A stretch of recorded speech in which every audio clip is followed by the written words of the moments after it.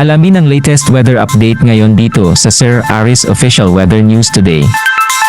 Sa kasalukuyan po ay wala tayong namamataan or minomonitor na LPA o bagyo sa loob at labas ng ating Philippine Area of Responsibility, bagamat patuloy pa rin ang pag-iral ng hanging amihan pati na rin ng shear line at nakakaapekto pa rin sa ilang bahagi ng Luzon area. Although nakikita po natin sa ngayon na wala po tayong namamataan na makakapal na kaulapan o kahit na anong sama ng panahon na posible pong magdulot ng buong araw na tuloy-tuloy na mapagulan sa anong bahagi ng ating bansa, kaya isahan po natin ang generally fair weather conditions ang iiral sa malaking bahagi po ng ating kapuluan ngayong araw. Although possible mamayang gabi ay patuloy po or possible po na maunti-unting makaramdaman ulit yung epekto nitong shear line lalo na sa silangang bahagi ng Southern Luzon area, dyan po sa may Bicol region, pati na rin possible sa may eastern section ng Visayas. So mamayang gabi maaari makakaranas po tayo na mga pagulan dulot po ng shear line dyan po sa mga nabanggit na lugar. At sa mga susunod na araw ay wala pa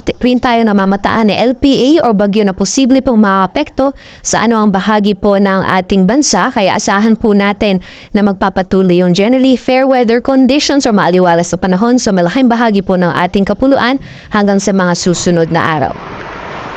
So magiging ilagay naman po ng panahon ngayong araw dito sa Luzon. Kung nakita po natin sa ating latest satellite image, yung northeast monsoon ay patuloy po nakaka-apekto or umiiral sa bahagi po ng northern at central zone area. Dahil po sa hanging amihan ay asahan po natin yung maulap na kalangitan at mga light to moderate naman na mga pagulan sa Cagayan Valley and then sa Cordillera Administrative Division pati na rin sa Aurora. Meanwhile, yung shear naman po ay posible din magdulot ng mga kalat mga pagulan sa may bahagi naman ng Quezon Province. Sa nalalaming bahagi naman po ng Luzon, dito po sa Ilocos Region, gayon din sa nalalaming bahagi ng Central Luzon, as well as dito po sa Metro Manila, magiging maliwalas po yung panahon natin ngayong araw, liban na lamang yung mga posibilidad ng mga mahina, mga pagulan o mga pag-ambon. At sa nalalabing bahagi ng Luzon, dyan po sa Calabarzon, Mimaropa, as well as sa area po ng Bicol Region, possible pa rin po yung mga isolated na thunderstorms o mga panandalian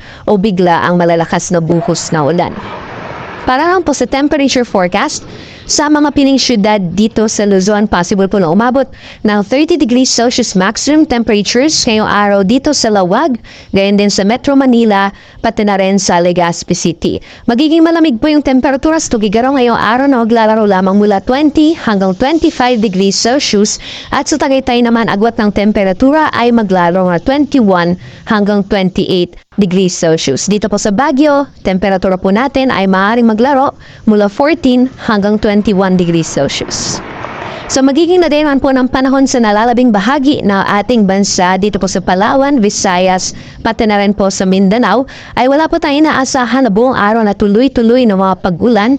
So asahan po natin yung generally fair weather din po, mainit pagdating ang tanghali at may mga posibilidad pa rin po ng mga panandalian o mga biglaang buhos na ulan dulot po ng mga localized thunderstorms, especially po pagdating sa hapon o sa gabi. Temperature forecast naman po para sa mga piling syudad sa Palawan, dyan po sa Halayaan Islands, maglalaro na 23 hanggang 30 degrees Celsius at 31 degrees Celsius maximum temperatures naman ngayong araw dito sa Puerto Princesa. Sa mga piling syudad naman sa Visayas or over Visayas area, yung temperatures po natin for Iloilo at Cebu, maximum temperatures maaaring umabot ng 30 degrees Celsius at 31 degrees Celsius naman para sa Tacloban. Dito naman po sa Mindanao, dito sa Zamboanga, gayon din sa Metro Davao, yung temperatura po natin maaaring umabot ng 32 degrees Celsius maximum temperatures at yung agwat naman ang temperatura ngayong araw sa Cagayan de Oro ay maaaring maglaro mula 24 hanggang 30 degrees Celsius. Sa kalagayan man po ng ating karagatan, patuloy pa rin po nakataas ang babala sa matataas mga pag-adon or gale warning sa hilagang dagat baybayin ng Northern Luzon, dyan po sa mga dagat baybayin ng Batanes, Babuyan Islands, pati na rin po sa northern coast ng Ilocos Norte. So delikado pa rin pong pumalaot, lalong-lalo na po sa ating mga kabayan na may mga maliit na sakyang pandagat.